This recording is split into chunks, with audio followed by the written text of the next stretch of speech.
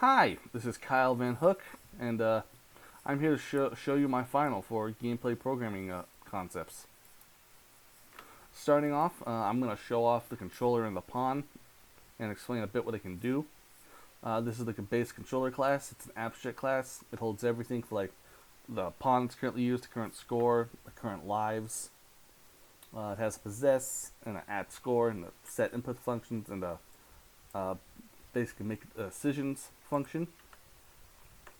The player controller is a child class of the controller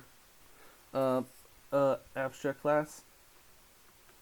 This is where we're getting basically detecting input from our keys from the new input system. We're getting the from those things from input actions. We're getting the movement vector of the arrow keys and our mouse position. And this is where the starting points of the move, the looking, and the shooting happen. Here we have a pawn. It's another abstract class, and it holds mover, holds control.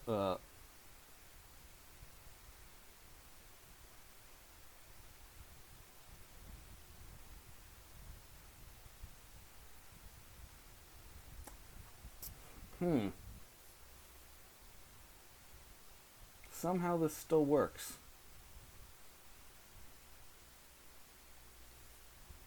Oh well, it works. I don't know how. But it holds a controller for us. It has a health component, and also holds the values for the move speed, the turn speed, and the shoot force. It is also where the base abstract classes for the move, rotate, and shoot function are. And at the start, we're getting the mover get component. The player pawn is child class of the pawn class, where basically we're in this section we're just getting input that is placed from the player controller into each of these functions, which then goes into its adjacent or correct function, like mover for these three and the shooter class for the shoot. Let's see. I should probably go back to the singleton, but I can show that.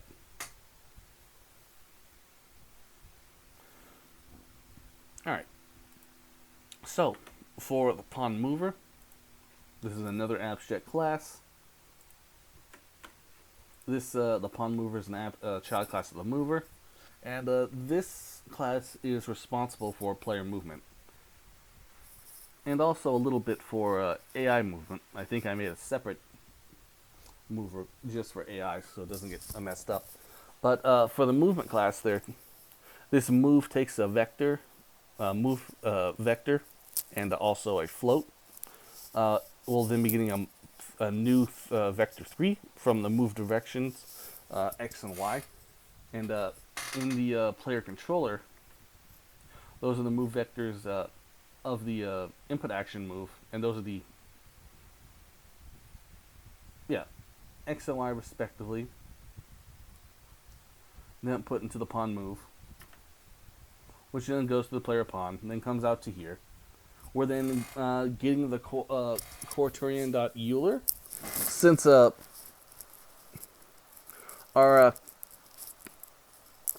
kind of point of view is kind of messed up, since our camera is moved around, and we want the camera. We basically want to input the angle rotation to a different quaternion, and we're multiplying this by our current move vector, and then turning into the next move vector, and then we're going to be using the rigid body move position to move this body by its current position, plus the move vector times move speed and time delta. As for rotate, this function unfortunately does not use transform.rotate to actually rotate the player, and that's because well, I couldn't figure that out for how to get the player to rotate towards the mouse. At least using this method. But this method, we're basically getting a raycast from our current camera, and we're checking with the physics if the raycast out basically has a hit on something solid. And we're getting the hit info dot point into a variable target. And then we're making sure the target dot y equals transform dot position y. And then we're basically making the transform dot look at of the target to that target value, or the vector 3 in this case. That way the player moves around and looks at the mouse as long as it's over a solid object like a plane or a plane, a block, or something like that.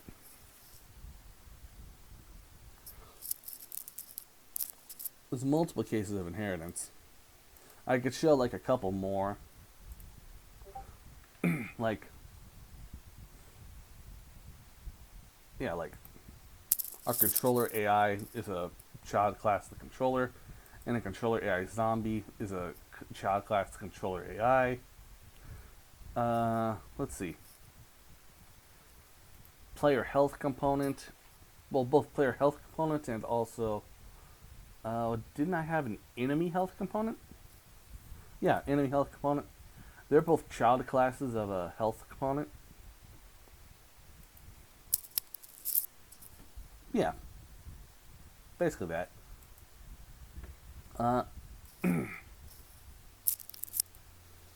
I can show you the game manager now, which I'm going to. We can see here that it is a singleton. It's a static singleton. And this means that a singleton is basically a static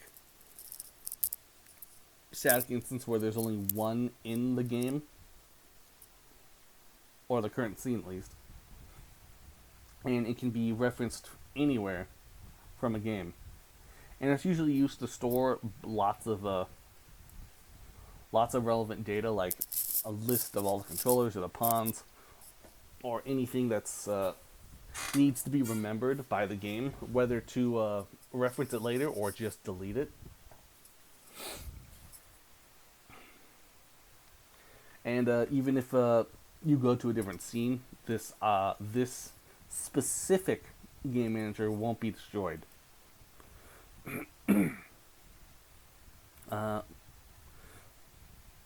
I can show that this game manager does have a small finite state tree of sorts here. Basically, each of these sections here is whenever the game is running and a button is pressed, it will basically deactivate all the current states. And basically the title screen object or the main screen object, any of those screens will be turned off all. And then let's say we go to the options, or press the options button. Everything will be turned off, and then the options screen will be enabled. And if we press the main menu there, the options will be turned off as well as anything else, if somehow it's turned on. And then the main menu will be enabled, and if we press start, where is it? Activate title screen. Well, in this case, activate gameplay screen. If we press the start button, this would run this function, where it would deactivate all the gameplay states, activate the gameplay screen object, and then do the start game function.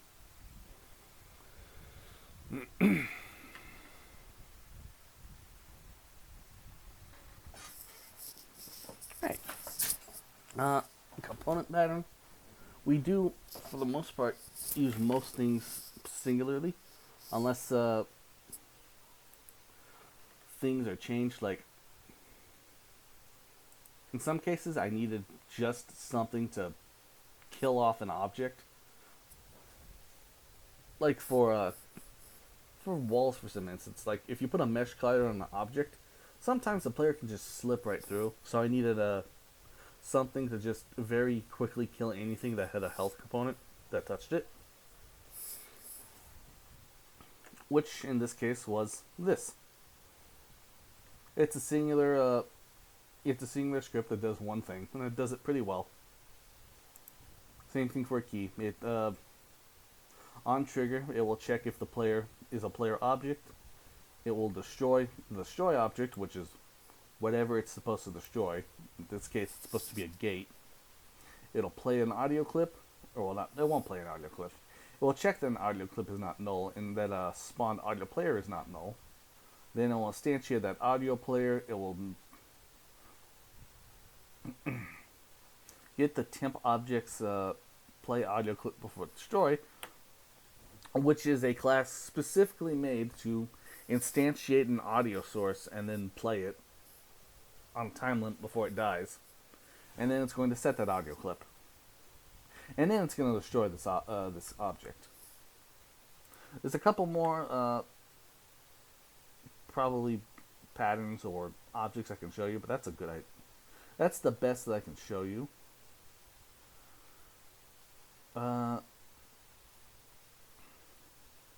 Alright.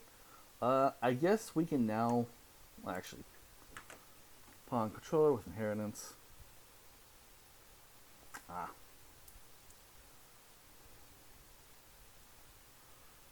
I've described inheritance, but object-oriented principles, or well, inheritance is basically you have a base class, and it might not do anything on its own. In the case of like the pawn class doesn't do anything. It just holds the information, like how fast can this run, or a variable for how fast can this run, how high can this jump, what's the variable for turning, that stuff. It also holds the functions to move, and to turn, and to shoot and attack, and all that stuff. On its own, an abstract class, which would be the parent class, the super, wouldn't do anything. Say we then got the pawn player, which then it would have access to all of the variables that the parent class has, and all of the functions that the parent class has. It could also have its own functions that are named the same but do something different. Well, that's overloading. But we can then take that, build from that, make another class that maybe does something similar to what the pawn did, but it's just a little bit different because we need to change something for this particular instance. And then that child pawn is a child of the player pawn, which is a child of the pawn, which is a parent to both of those. I think that's the best I can describe inheritance.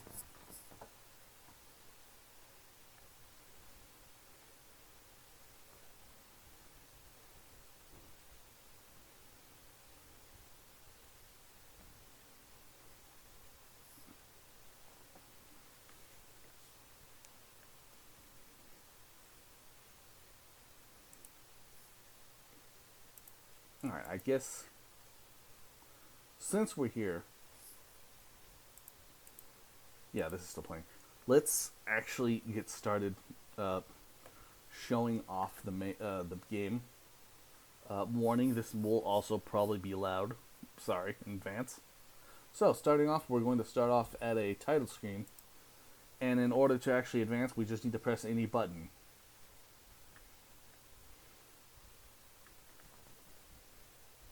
Once it loads.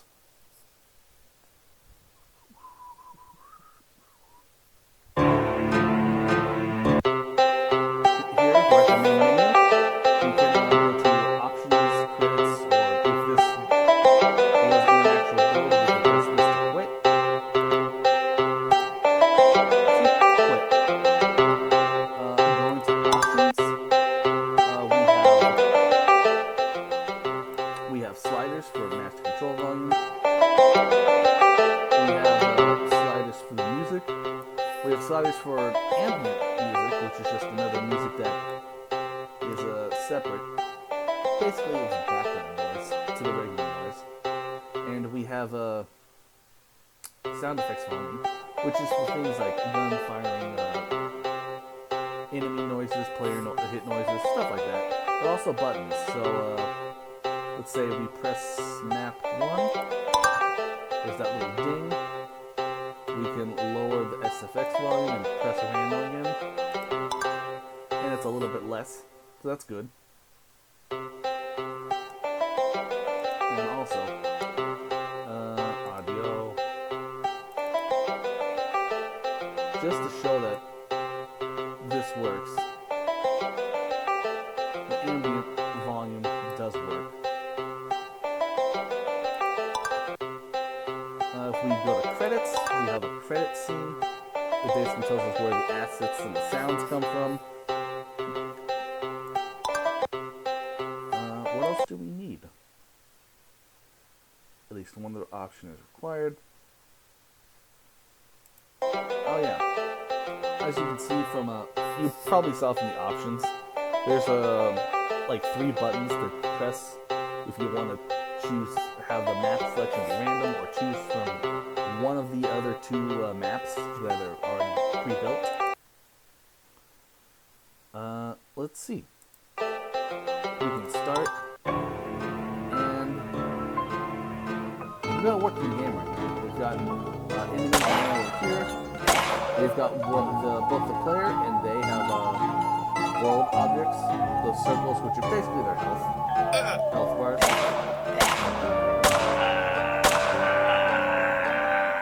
As you can see, we also have a screen space UI, the score and the lives, which keeps track of the score and the lives respectively.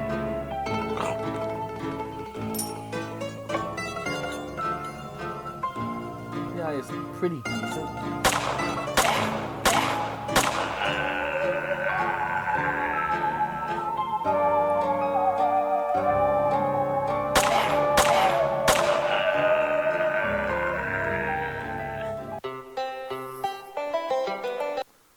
Let's see, weren't we supposed to show that? I don't know if we were supposed to show that we had a win screen. We do have a win screen, and it also keeps track of the high score. This is the win screen. Let's go back and show the losing horribly. And this is our game over screen. You can also see the high score also tracks, which is great.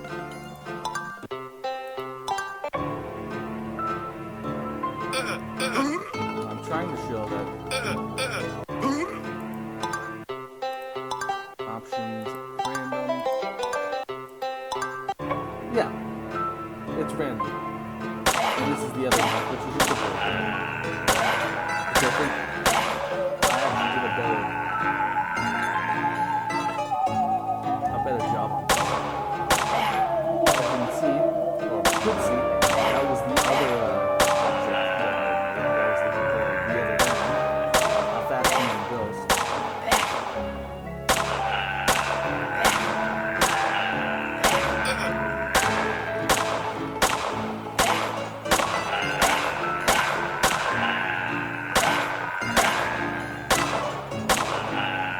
The AI for this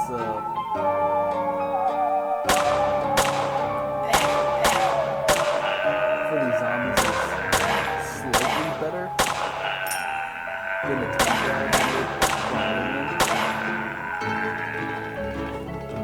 what they're supposed to be doing. Whenever you move, as long as they're not in front of an object, say this, they will hear the player moving, so they'll start turning towards him. And once they see him, they'll start turning and chasing him. They're also supposed to do that when the player shoots, but unfortunately, I think the player shoots too fast to actually make them turn in any noticeable amount.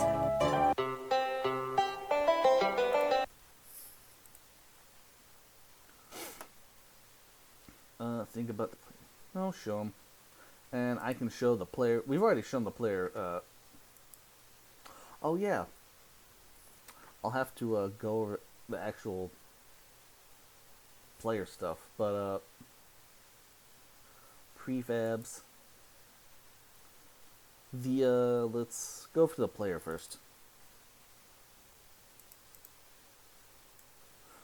So the player has a world object, canvas world space object, and that's just the health bar. Where are you? The camera has a screen space overlay, which holds the text and score and lives text, which is updated in real time. What else is important? Options, your interface.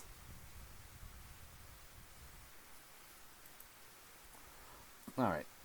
So, it's important, but, for the score and the text, we basically have them set up from the rect transform here to basically be set. Their starting position is this star, and they'll move if the screen moves, kind of like this, based on the position of wherever that object is. In this case, we just wanted basically I put them down -50, and then put them on opposite sides. At positions X 350 and -350 respectively, just to make a simple functional UI. What needs to be shown? Inheritance. Oh yeah. The player pawn. No, that's the player controller. I forgot the mover. But I don't think I showed the mover. Basically the mover for the player, this is what the player pawn uses. I think, pawn enemy, yeah. The player pawn uses this move function, which is used, which basically gets the move vector, using the X and Y from the vector that we inserted in, and makes a vector 3 from those two. We're then getting a quaternion Euler from the camera object's Y value, and we're multiplying it by the move vector, and that's the new move vector. Then we're getting the player pawn's rigid body, and we're doing a move position on it. And in which case we're adding rigid body position plus the move vector, which is multiplied by move speed times delta. So this object is moving in real time, and it's not frame rate independent. Frame rate dependent. It is independent in this case. The rotate, we're not using transform rotate in this case, because I could not figure out how to get the player object to follow the mouse without freaking out and kind of clipping through the floor in some case. In this case, the player object, well, we're getting a ray from the camera screen point array, which is the rotation direction, which in this case, this is basically the vector of where the mouse is on the screen of the camera. Then we're doing a physics raycast, and we're checking the hit info.point, and we're assigning that to a target. Then we're making the transform.position.y of the pawn, the targets.y.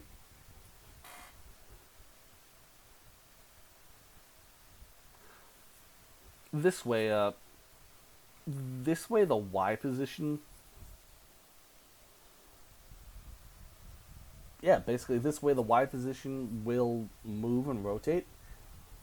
The X and Z will, well, basically kind of stay the same.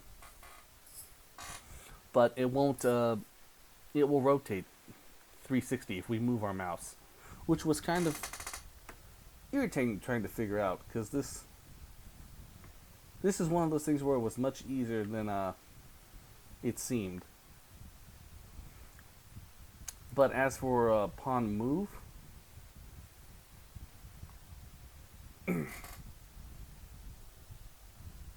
actually, and controller AI.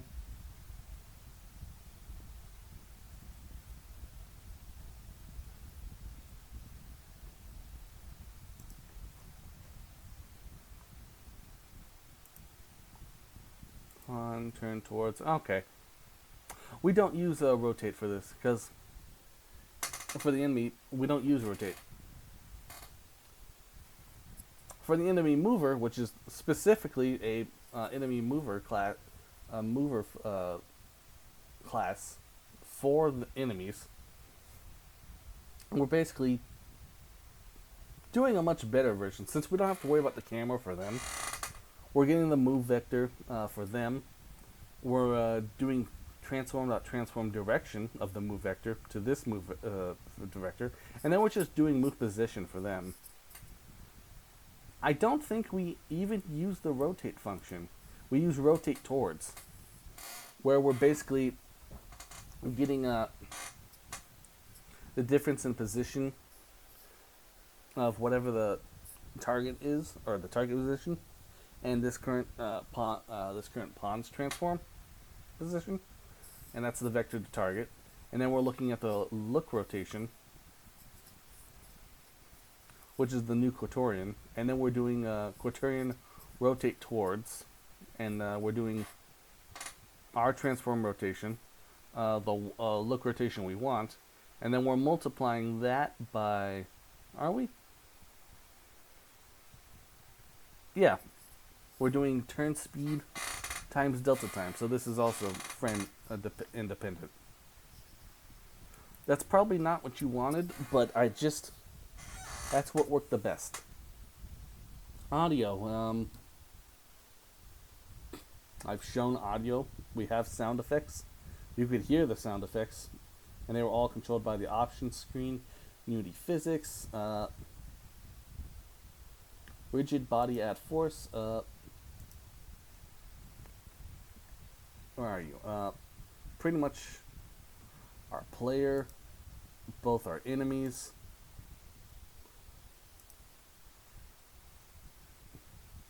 Our projectile bullet, they all have rigid bodies, they're used. Where are you? And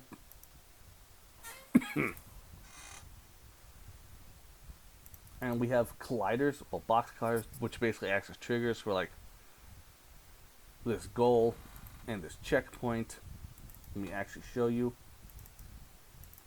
And triggers for like Apple health pickups and coins, and also for maps. There's so many colliders for like everything that's supposed to be solid. So we're using them. As for rigid body add force, if I can find our projectile that's somewhere, absolutely here. Actually, no. Our projectile doesn't use it. It's our shooter, our pawn shooter, which is basically once our pawn from the controller, then goes to the pawn, yeah, the pawn to the shooter. It does this. It shoots. It sets a time limit. We'll talk about that later. And then it goes to this bottom one where it instantiates a bullet, gets the rigid body and the damage overlap. It sets the damage overlap's owner to this pawn, and then we're getting the rigid body of the instantiated bullet, and we're multiplying the muzzle location forward by the shoot force, and that propels our bullet. And prefabs. And this is just a shoot point. It's point in front of the farmer. Stanchion prefab We have so many. Where's the game manager? Game manager, the prefabs. There's the player controller, the player camera. There's our zombie enemy. There's basically all of these, like all the title screens and stuff, are prefabs. We instantiated a bullet. We're in the game manager. Like, where are you? Come here. We're spawning a player where we spawn the pawn. Then no, we don't spawn the controller in this case because the controller is on the player. Is it? No, it isn't. We're spawning also a player controller, possessing it. We're spawning a camera, I think.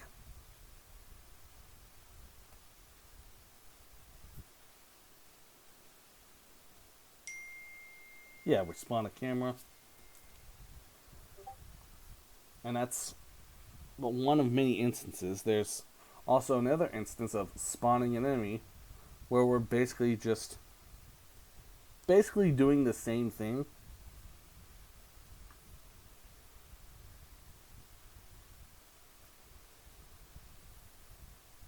Where we're basically getting a enemy from our enemy prefabs list, making that a game object. We're then spawning the enemy to a pawn. We're setting the spawn enemy. We're setting its transform, and then that's basically it. And we are also, let's see, where are you? Instruction.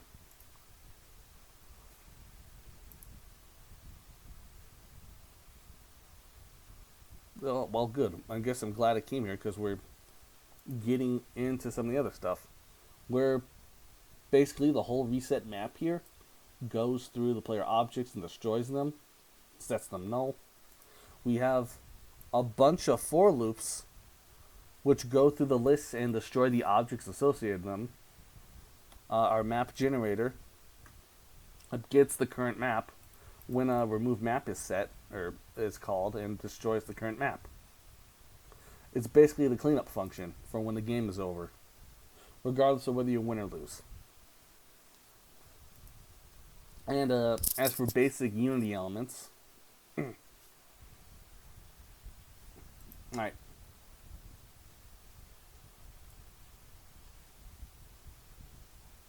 Public, holy crap, I have so much stuff.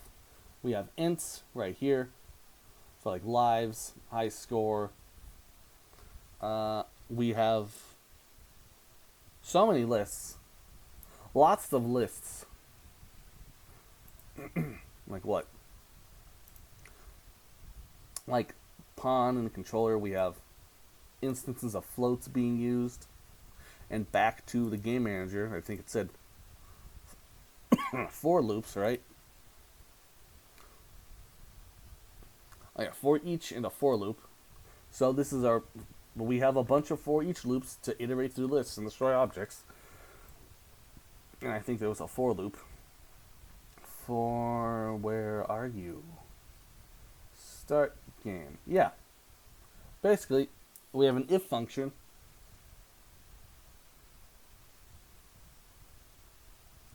Where we're basically checking if the initial spawn amount is more than 0. We're going to for that amount until I is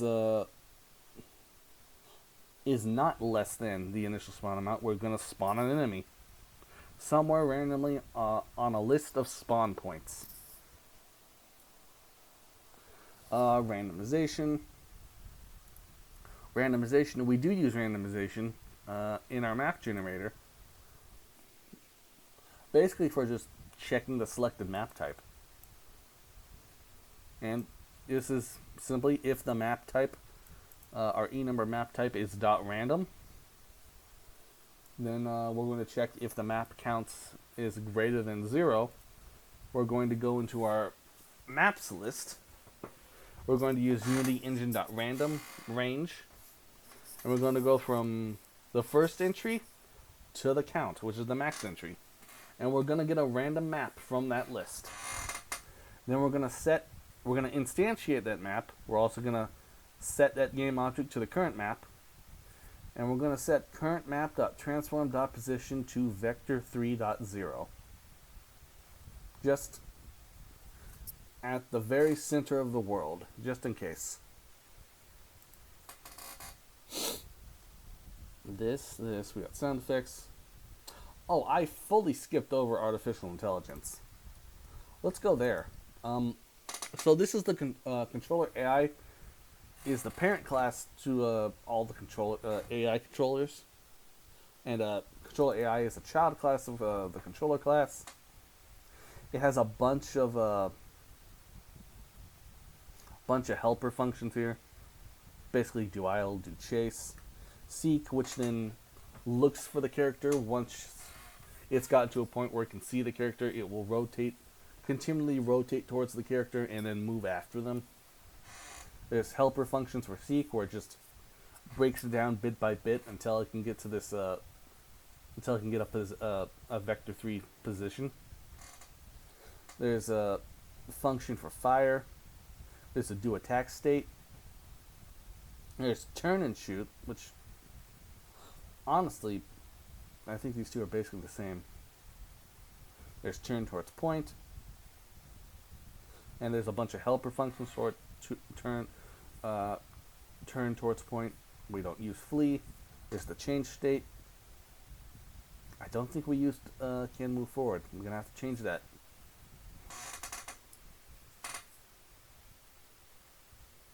We have a function to check if our target is blocked.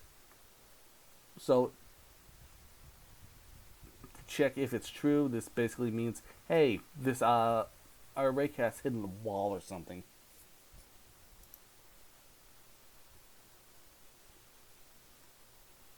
Or actually, no. If this is true, then our target object was hit. So there's nothing hitting them. In any other case, it's false. We have one for object is in range. I don't think that's used. Browling's not used. Has time elapsed. That's not used. Target player 1 is used, I think, just in the beginning. We check. This is basically just a check if target is not null and the player and the enemy has a target. We check if the object or the enemy can actually see the player, where they're basically raycasting from target transform position minus this object transform dot position. Then we're getting agent to target, which is we're basically normalizing this, and then we're finding the angle between the angle target and the this controller's transform dot forward, and then we're checking if this angle of target is less than the field of this controller's assigned field of view angle. If that's true, we go in, we get its starting position, which is basically transform.x, transform.y, raised up just a little bit so it's not hitting the floor. And then the transform.position.z. And we're doing another physics raycast from the starting position to the agent to the target vector from a vision distance. And if the hit collider.game object equals target, then yeah, our pawn or our controller can see the player. If false in any other sequence, we can't see the player. And it's similar to can here. We check if the target noisemaker equals null. If so, then there's no point continuing because the target can't even make noise. However, if the target noisemaker is greater than 0, we get the float distance, which is the target noisemaker dot volume noise plus the hearing distance, and then we're checking the distance from the target dot transform position, and then pawn dot transform dot position, and we're checking if that is less than or equal to total distance. And if so, then the center of those two,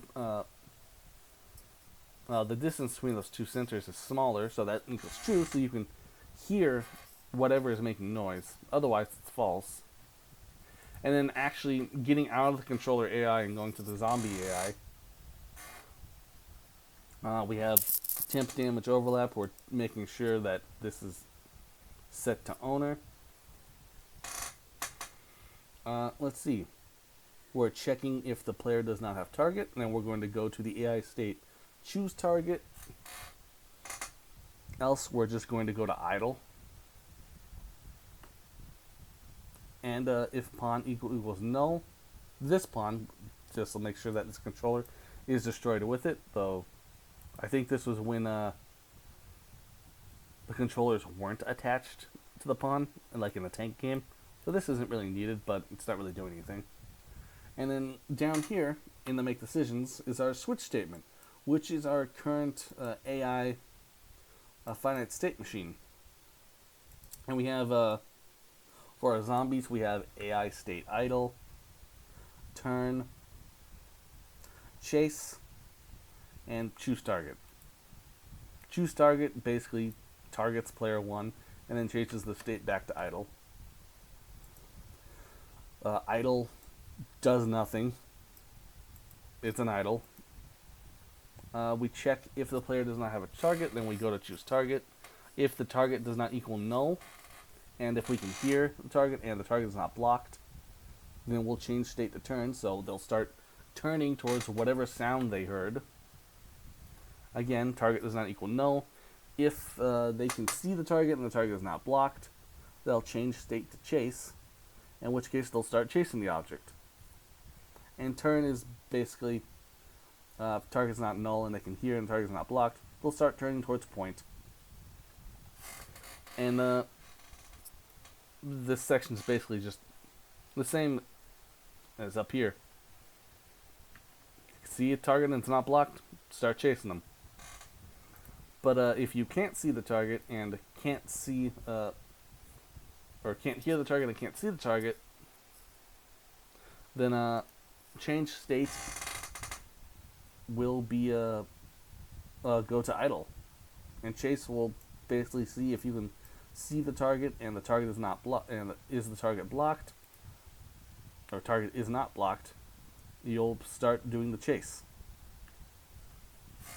Other than that, if you can't see the target, you'll just do a change state back to idle.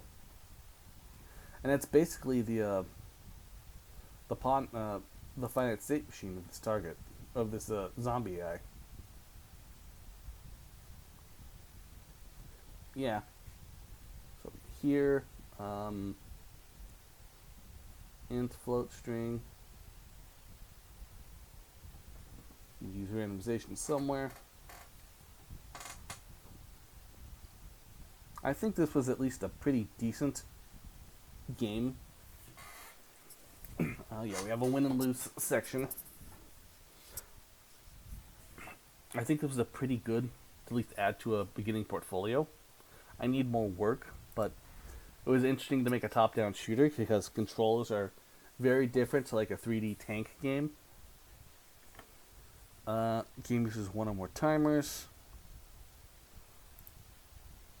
We do have timers, just to make certain. Like, in our shooting here, we have a next shoot time, which is basically, at the beginning, it's set to the current time. And then it's checking, in our first shoot function here, it's checking if the time is greater than or equal to next shoot time. Once that is actually true, it will play an audio source. It'll go to this shoot function here, and then it will reset the timer for the next shot, then this basically acts as a fire rate. We also have I have timers also in like let's see, start countdown, true, countdown timer, minus equals. All right, let's actually go to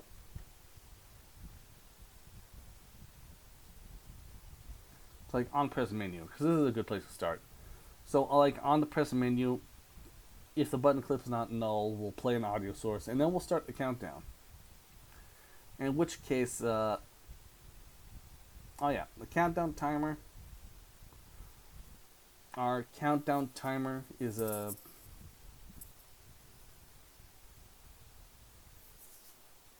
all right now. Start countdown, then we make the start countdown equal true. Our countdown timer at the start is the delay timer, which is basically how long you want to wait. And then every frame we are doing countdown timer minus equals time dot delta time. That might be wrong actually. Oh well.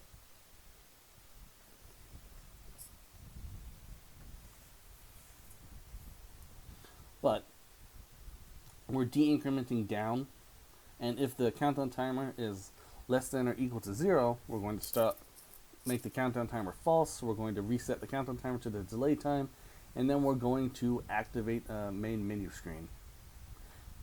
And there's a lot of things like in the pre-menu and not the pre-menu, the options menu, the main menu. All the buttons kind of have countdowns, so they have enough time to actually play their sound.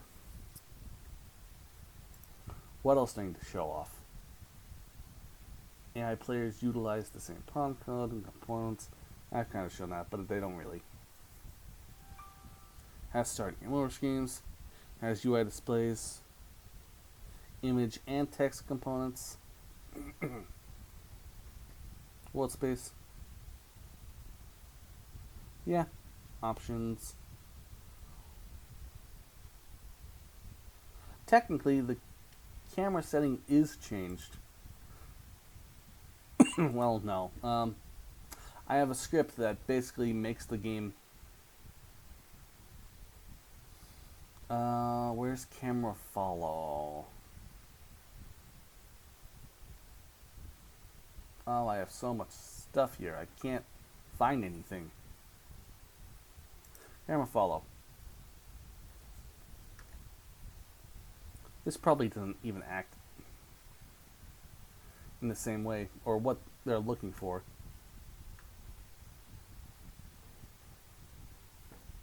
But it's basically, we're setting the transform point of the camera offset to the transform dot position, and then we're just going to look at our target. So we're basically following the target now. I don't think.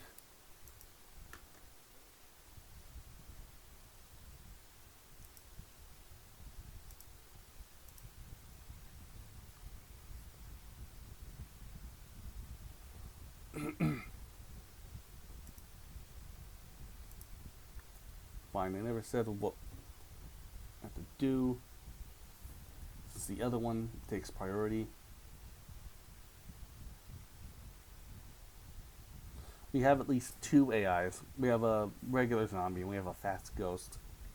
There's plenty of triggers. Sound tools. Delta time. Game uses rigid body move to its position. Add force. Transform rotate. This doesn't matter. Game must instantiate prefabs and destroy game objects. Game must use randomization. Game, I think I'm pretty much done. Game must use at least one for loop for each loop. Video explains these. Yeah. This was, well actually, I think I'm pretty much done. But I am getting rendered texture for like this guy, and I actually didn't even show that off. Turn the sound down just so I can show you. I couldn't do anything for the character to do transform rotate or rotate object, So I basically made a little model, or at least I got the model that I'm using for our guy, and made it so that if the input actions are pressed down, you can rotate that model left or right. And like, it's easier this way. And if I press A, he'll move left. And if I press D and hold it, he'll rotate right. And I just wanted to show this to say, hey, I know how to do this. Mostly, I'm still kind of dumb, but it's there. But I think this has gone on long enough, and I think that's everything I had to show you. So, thank you. Have a good day. Bye-bye. Yeah, this is an hour long.